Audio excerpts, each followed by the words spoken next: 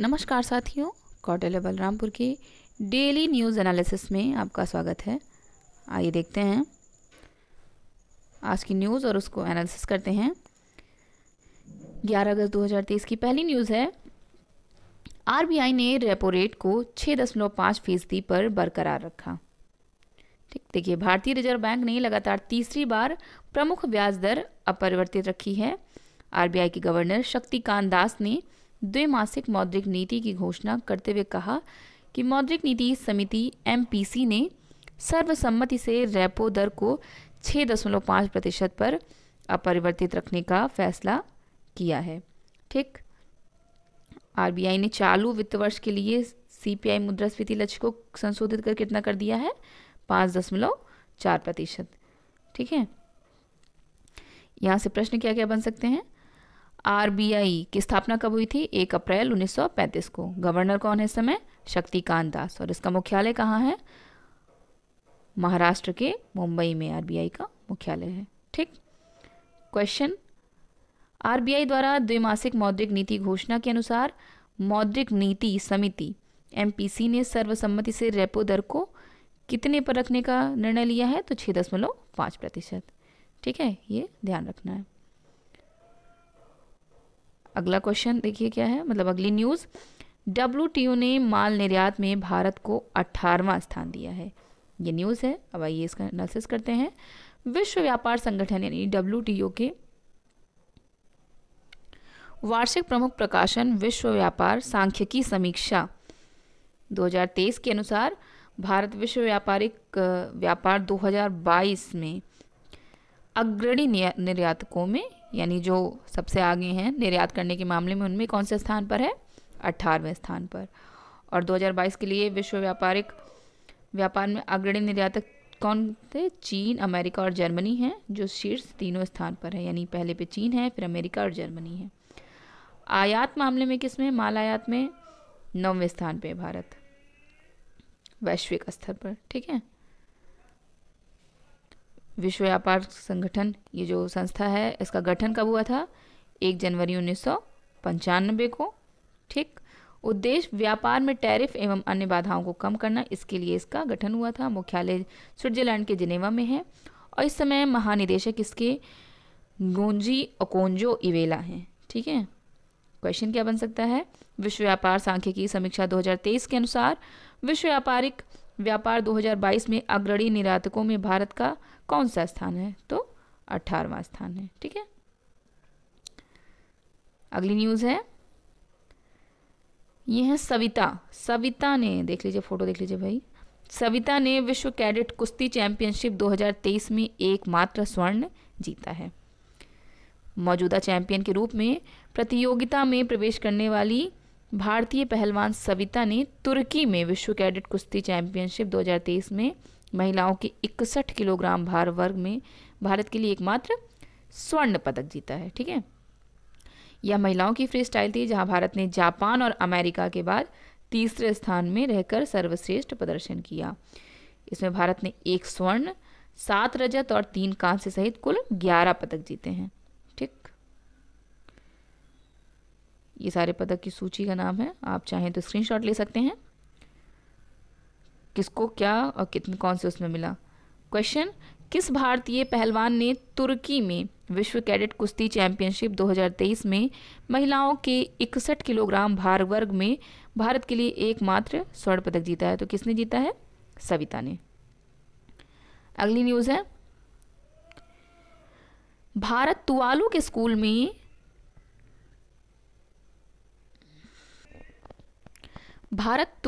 School में 7 लाख अमेरिकी dollar से स्वच्छ जल परियोजना का समर्थन करेगा।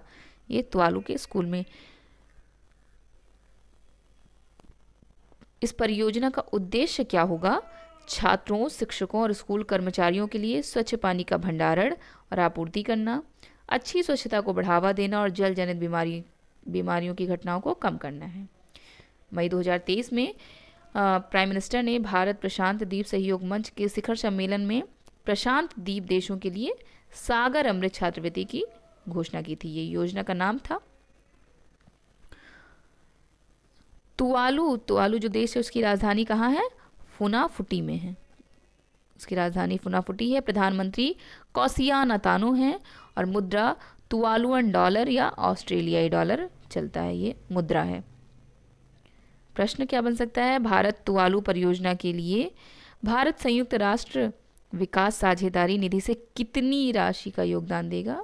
7 लाख US डॉलर, इतनी राशि का भारत योगदान देगा। ठीक है,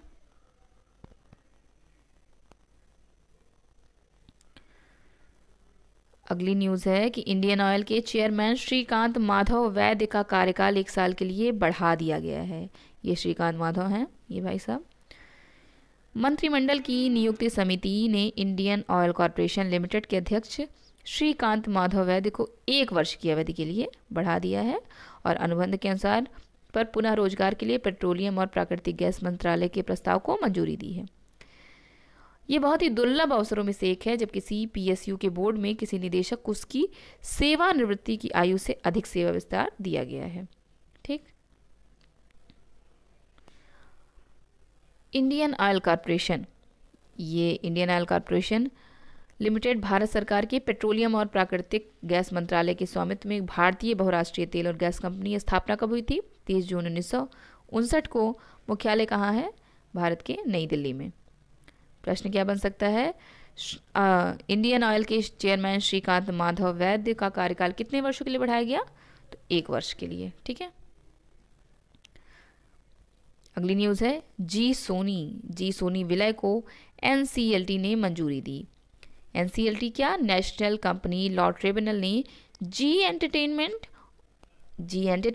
और जापान की सोनी की भारत इकाई के बीच विलय को मंजूरी दे दी।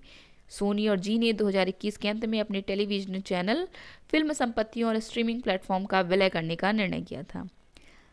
ठीक, नेशनल कंपनी लॉ ट्रिब्यूनल क्या है? National company law tribunal Bharat में एक अर्धन्यायिक निकाय, ठीक, यानी क्वाजी फेडरल निकाय है जो भारतीय कंपनियों से संबंधित मुद्दों पर फैसला देता है।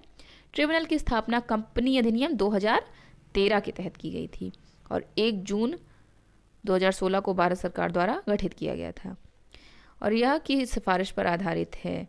दिवालियेपन और कंपनी के समापन से संबंधित कानून पर वी बालकृष्ण इराडी समिति के सिफारिश पर आधारित है। ठीक, प्रश्न क्या बन सकता है? हाल ही में नेशनल कंपनी लॉ ट्रिब्यूनल ने जी एंटरटेनमेंट और जापान की कौन सी उसको भारतीय इकाई के बीच विलय को मंजूरी दी है? तो सोनी एंटरटेनमेंट। अगली न्यूज़ है भारत रक्षा मंत्रालय माइक्रोसॉफ्ट OS की जगह माया ऑपरेटिंग सिस्टम इंस्टॉल करेगा। ठीक,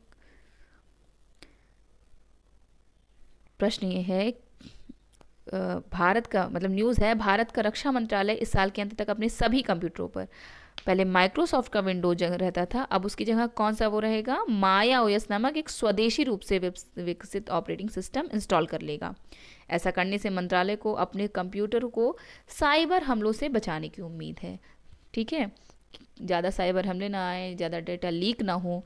जब बाहरी ऑपरेटिंग सिस्टम पड़ा है तो साइबर हमले की चांसेस ज़्यादा रहते हैं, तो इसका करने का उद्देश्य यही है।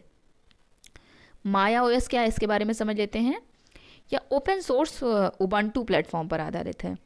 यह सुरक्षा को बढ़ावा देते हुए एक परिचित इंटरफेस की पेशकश करते हुए साइबर खतरों से बचाएगा। माया OS चक्रव्यूह नामक एक फीचर के साथ आता है जो एक एंड पॉइंट एंटी मैलवेयर और एंटीवायरस सॉफ्टवेयर है जो उपयोगकर्ता और इंटरनेट के बीच एक आभासी परत बनाता है जो हैकर्स को संवेदनशील डेटा तक पहुंचने से रोकता है। उबंटू क्या है, इसको भी समझ लेते हैं। उबंटू नया शब्द है। उबंटू एक लोकप्रिय ऑपरेटिंग सिस्टम है जो कंप्यूटर, सर्वर और अन्य उपकरणों पर चलता है। यह लिनक्स पर आधारित है जो मुफ्त और ओपन सोर्स सॉफ्टवेयर है जिसे कोई भी उपयोग और संशोधित कर सकता है। उबंटू को उपयोग में आसान, सुरक्षित और अनुकूलन योग्य बनाया गया है। इस न्यूज़ पे प्रश्न क्या बन सकता है? भारत का रक्षा मंत्रालय इस साल के अंत तक अपने सभी कंप्यूटरों पर कौन सा स्वदेशी रूप से विकसित ऑपरेटिंग सिस्टम इंस्टॉल करेगा? माया। ठीक, अगली न्यूज़ है भारत 14 वर्षों में उत्सर्जन दर को 33% कम करने में सफल रहा। ये बड़ी अच्छी न्यूज़ है। संयुक्त राष्ट्र को प्रस्तुत करने के लिए किए गए नवीनतम मूल्यांकन की जानकारी के अनुसार भारत की ग्रीन हाउस उत्सर्जन दर 14 वर्षों में उम्मीद से अधिक 33% कम हो गई है, यानी इतनी उम्मीद नहीं थी। भारत 2030 तक उत्सर्जन तीव्रता को 2005 के स्तर से 45% तक कम करने के लिए जलवायु परिवर्तन पर संयुक्त राष्ट्र कन्वेंशन की प्रतिबद्धता को पूरा करने की राह पर है। ठीक है, यह अब तक की सबसे तेजी कमी थी और इसका मुख्य कारण नवीकरणीय ऊर्जा की ओर सरकार का दबाव था, भले ही जीवाश्म ईंधन ऊर्जा मिश्रण पर हावी रहा हो। हाल ही में भारत भी नवीकरणीय ऊर्जा का उपयोग करके पानी के अणुओं को विभाजित करके निर्मित हरित हाइड्रोजन को बढ़ावा देने की कोशिश कर रहा है। कारण क्या रहा इतना कम होने का? नवीकरणीय ऊर्जा उत्पादन बढ़ा है और वन क्षेत्र में वृद्धि हुई है, इसीलिए इतना ग्रीन हाउस उत्सर्जन कम हो गया है। प्रश्न क्या बन सकता है? संयुक्त राष्ट्र को सौंपी गई नवीनतम मूल्यांकन जानकारी के अनुसार भारत की ग्रीन हाउस उत्सर्जन दर कितने वर्षों में अपेक्षा से अधिक 33% कम हो गई है? 14 वर्षों में। अगली न्यूज है, कर्नाटक राज्य सड़क परिवहन निगम ने एशिया का सर्वश्रेष्ठ ब्रांड नियोक्ता पुरस्कार जीता है। ठीक, कर्नाटक राज्य सड़क परिवहन निगम ने इनोवेटिव HR प्रैक्टिसेस वाले संगठन श्रेणी के तहत एशिया का सर्वश्रेष्ठ ब्रांड नियोक्ता पुरस्कार 2023 जीता है। इसकी घोषणा 18वीं ब्रांड कांग्रेस के 14वें संस्करण में की गई थी और इसे 17 अगस्त को सिंगापुर में प्रस्तुत किया जाएगा। इसका उद्घाटन 12 सितंबर 1948 को मैसूर सड़क परिवहन विभाग द्वारा किया गया था। बाद में इसे एक स्वतंत्र निगम में बदल दिया गया और इसका नाम बदलकर कर्नाटक सड़क परिवहन निगम कर दिया गया है।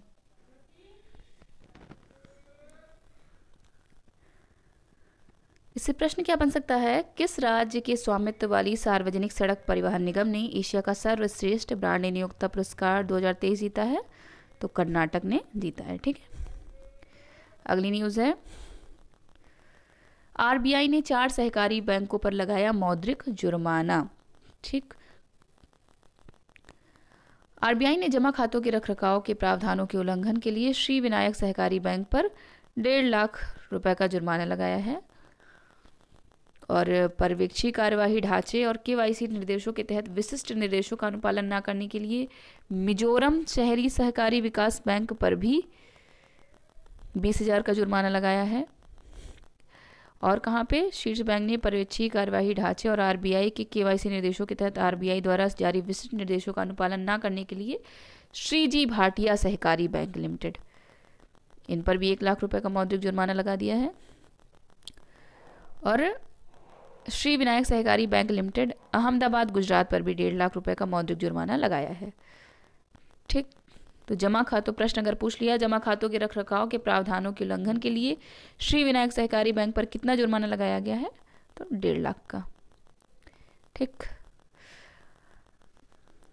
ऐसे ही हम लोग अब डेली न्यूज़ एनालिसिस देखेंगे। एक न्यूज़ होगी, उसकी एनालिसिस होगी और उस पर प्रश्न कैसे पूछे जा सकते हैं उसका फॉर्मेट होगा। ठीक, ऐसे कंटेंट के लिए बने रहे हमारे साथ।